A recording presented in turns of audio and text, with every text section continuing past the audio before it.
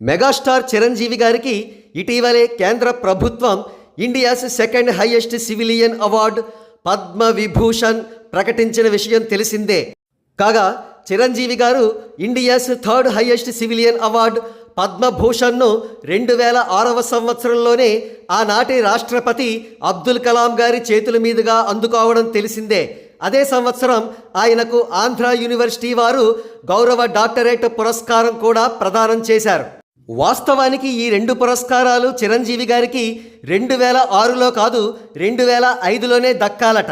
అయితే ఆనాటి YS Rajasekhara Reddy government Chiranjeevi గారికి ఆ పురస్కారాలు దక్కకుండా అడ్డుపడిందనే గాసిప్స్ అప్పట్లో వినిపించాయి.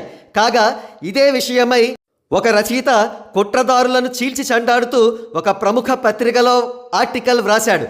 ఆ ఆర్టికల్ చదువుదాం. కుట్రదారులకు దేవుడే శిక్ష విధిస్తాడు, ఈ జన్మలోనే అతి త్వరలోనే. మదర్ థెరిసాకు 1979వ సంవత్సరంలో నోబెల్ శాంతి బహుమతి లభించింది. అనంతరం తాము చేసిన పొరపాటును గుర్తించిన భారత ప్రభుత్వం ఆలస్యం చేయకుండా 1980వ సంవత్సరంలో భారతరత్న అవార్డు ప్రకటించింది. ఇక్కడ మనకు అర్థమయ్యే విషయం ఏమిటంటే, మన ప్రతిభను విదేశీయులు గుర్తిస్తేనే కానీ గుర్తించలేని స్థితిలో మనం ఉన్నామన్నమాట. ఇదే పరిస్థితి ముందు ముందు చిరంజీవి గారి విషయంలో కూడా జరుగుతుందేమోననిపిస్తోంది. చిరంజీవి గారు చేస్తున్న సేవా కార్యక్రమాలకు భవిష్యత్తులో గిన్నిస్ బుక్లో స్థానం లభించబోతోంది. అంతేకాదు ఆయనకు నోబెల్ బహుమతి, రామన్ మెగసెసే అవార్డులు వచ్చే అవకాశాలు కూడా పుష్కలంగా ఉన్నాయి.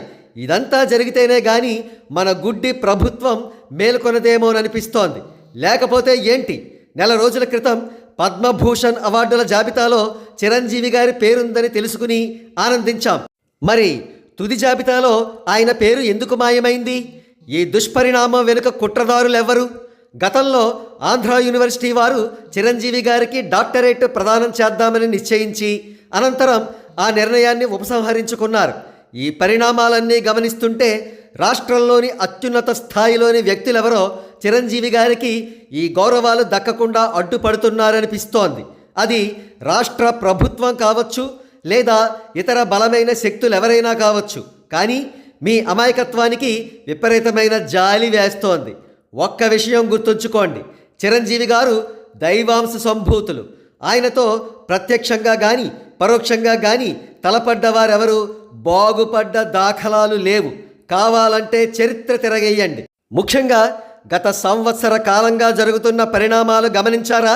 సినీ రంగంలో ఒకరు, పత్రికా రంగంలో ఒకరు, రాజకీయ రంగంలో ఒకరు చిరంజీవి వ్యతిరేకులుగా మారి దారుణంగా దెబ్బతిన్నారు. చీమకు కూడా అపకారం తలపెట్టని ఆ వ్యక్తి జోలికి వచ్చినందుకు ఖచ్చితంగా మీరు చింతించాల్సిన పరిస్థితి వస్తుంది. రెడీగా ఉండండి. ఆ భగవంతుడి హిట్ లిస్ట్లో నెక్స్ట్ టార్గెట్ మీరే. ప్రశాంతంగా కునుకు తీయండి చూద్దాం. 19 సంవత్సరాల క్రితం ఈ రచయిత వ్రాసిన అంశాలు ఎంతవరకు నిజమో తెలియదు కానీ వైఎస్ రాజశేఖర రెడ్డి గారు మాత్రం భూమికి ఆకాశానికి మధ్యలో 2009వ సంవత్సరంలో హెలికాప్టర్ ప్రేలిపోయి దుర్మరణం పాలయ్యారు.